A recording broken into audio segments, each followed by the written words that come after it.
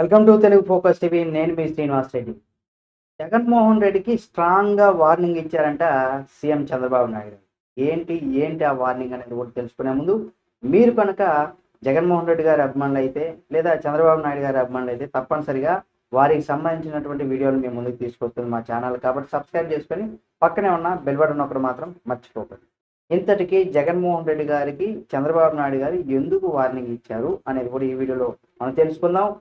అయితే ఏపీ మాజీ సీఎంగా ఉన్నటువంటి వైఎస్ఆర్సీపీ అధినేత అయినటువంటి జగన్మోహన్ రెడ్డి గారికి సీఎం చంద్రబాబు నాయుడు గారు అయితే ఒక స్ట్రాంగ్ వార్నింగ్ ఇచ్చారనేసి కూడా తెలుస్తుంది. ఎందుకు అనేది కనుక మనం చూసినట్లయితే, శాంతి భద్రతలకు ఎవరు విఘాతం కలిగించినా ఉపేక్షించేది లేదంటూ కూడా తేల్చి చెప్పేశారంటే చంద్రబాబు నాయుడు గారు. అసెంబ్లీ కమిటీ హాల్లో నిర్వహించినటువంటి కూటమి నేతల సమావేశంలో సీఎం మాట్లాడారు కూడా. సుమారుగా గంటన్నర పాటు ఈ సమావేశంలో ఆయన పాల్గొన్నారు. ఇక్కడ ఇసుక అలాగే శాంతి భద్రతల పైన కూడా భేటీతో ప్రధానంగా చర్చించుకున్నారు. ఈ భేటీలో ఈ సందర్భంగా చంద్రబాబు నాయుడు గారు మాట్లాడుతూ, అక్రమ కేసులు ఎదుర్కొని 53 రోజులు జైల్లో ఉన్నాను, కక్ష సాధింపు చర్యలకు దిగాలంటే ముందుండాల్సింది నేనే అంటూ కూడా ఆయన చెప్పుకొచ్చారు. కానీ ప్రజలు మనల్ని అందుకోసం గెలిపించలేదంటూ కూడా విషయాన్ని ప్రతి ఒక్క నేతకు కూడా ఆయన గుర్తు చేశారు. శాంతి భద్రతల విషయంలో చాలా కఠినంగా వ్యవహరిస్తాం తప్ప తప్పు చేసిన వారిని మాత్రమే శిక్షిస్తాం. అలాగే వివేక హత్య కేసులో నడిచినటువంటి నాటకాన్ని జగన్ మళ్ళీ మొదలుపెట్టాడు. అలాగే వినుకొండ వ్యవహారంలోనూ కూడా అదే కుట్రను చేస్తున్నాడు.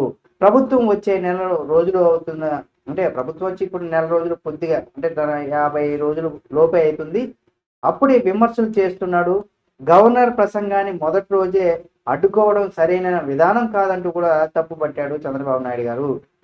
ఆ తప్పులు తన తప్పులను పక్కవారి పైన నెట్టేయడం జగన్మోహన్ రెడ్డికి అలవాటైపోయిందనేసి కూడా చెప్పుకొచ్చారు. అంతేకాకుండా వివేక హత్య కేసు విషయంలో ఇతరుల పైన నెపం నెట్టేలాగా ప్రయత్నం చేశాడు అంటూ కూడా జగన్ పైన చంద్రబాబు నాయుడు గారు తీవ్రమైనటువంటి స్థాయిలో కూడా విమర్శలు అయితే గుప్పించారు. అయితే మరోవైపు చూసినట్లయితే ఎమ్మెల్యేలకు పలు సూచనలు కూడా చేశారు. ఇసుక జోలికి వెళ్ళొద్దంటూ కూడా చెప్పుకొచ్చారు. ఇసుక ధరలకు సంబంధించిన విషయంలో కూడా పలు ఇబ్బందులు ఎదురవుతున్నాయనేసి కూడా కొంతమంది ఎమ్మెల్యేలు సీఎం దృష్టికి తీసుకెళ్లారు.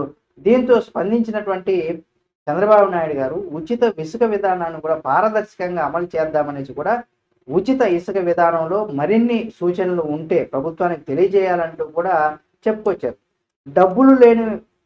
డబ్బులు లేవని పనును ఆపేయలేము కదా, ఇబ్బందులు ఉన్నా ముందుకెళ్లాలన్నారు.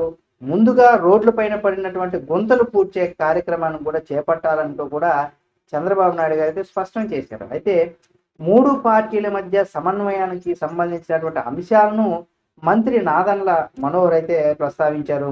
ఈ విషయంలో చంద్రబాబు నాయుడు తీసుకునే నిర్ణయానికి కూడా తమతో పాటు జనసేన ఎమ్మెల్యేలు మద్దతుగా ఇస్తామంటూ కూడా అటు డిప్యూటీ సీఎంగా ఉన్నటువంటి పవన్ కళ్యాణ్ గారు కూడా చెప్పుకొచ్చారు. అదేవిధంగా తొలి రోజు అసెంబ్లీలో జగన్ ప్రవర్తన సరిగా లేదంటూ కూడా అసంతృప్తిని కూడా వ్యక్తం చేశారు.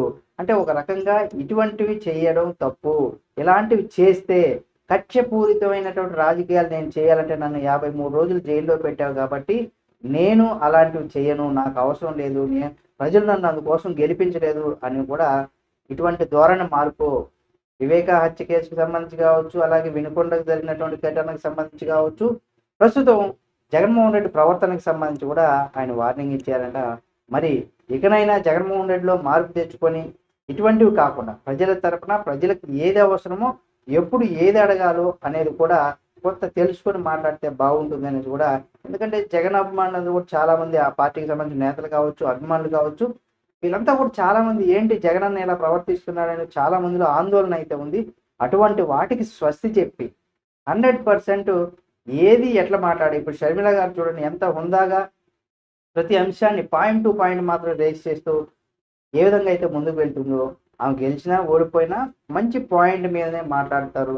ఏది మాట్లాడాలనేది కూడా చాలా క్లిస్టర్గా తెలుసుకొని మాట్లాడుతున్నారు. అదేవిధంగా జగన్మోహన్ రెడ్డి గారు కూడా ఆ విధంగా మాట్లాడి రాబోయే నెక్స్ట్ ఎలక్షన్ కూడా గెలవాలంటే ఆ రకంగా తన తప్పును తను తెలుసుకొని 100% ముందుకు వెళ్ళాలని కూడా మనం కోరుకుందాం. ఈ వీడియో మీకు నచ్చితే లైక్ చేయండి. ఈ వీడియో పైన మీ అభిప్రాయాన్ని కామెంట్ రూపంలో తెలియజేయండి.